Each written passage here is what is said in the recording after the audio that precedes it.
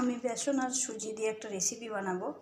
সেজন্য আমি নিয়েছি 1.5 কাপের মতন, এই কাপে 1.5 কাপের মতন বেসন, আর এর সঙ্গে দেব 1.5 কাপ, এই কাপেরই 1.5 কাপ সুজি।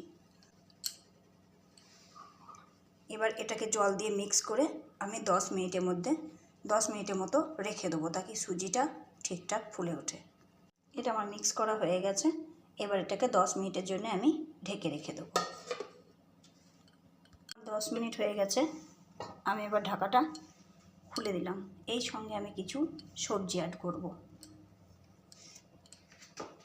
পেঁয়াজ কুচি, লঙ্কা কুচি, টমেটো কুচি, ধনেপাতা কুচি আর গাজর কুচি, এটা আমি অ্যাড করে নেব।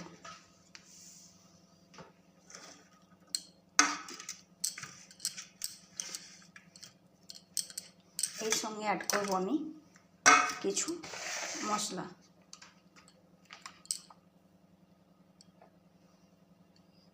হলুদ গুঁড়ো, লঙ্কা গুঁড়ো আমি দেব, কিন্তু কম দেব, যেহেতু আমার কাঁচা লঙ্কা দেওয়া আছে।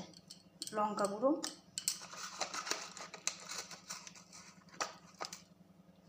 গোটা জিরে আর স্বাদ অনুসারে লবণ। এবার এটাকে আমি ভালোভাবে মিক্স করে নেব। এবার আমি একটা তাওয়াকে গরম করে নিয়েছি। তাওয়াটা আমার গরম হয়ে গেছে। এবার আমি ব্যাটারটা তাওয়াতে দিয়ে দেব।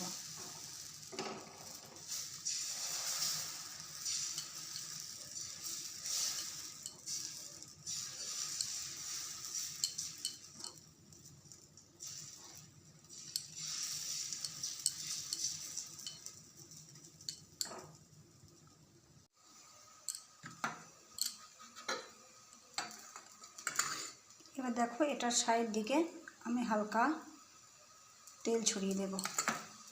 তোমরা গ্যাসটা বেশি হাই রাখবে না, লো টু মিডিয়ামে রাখবে।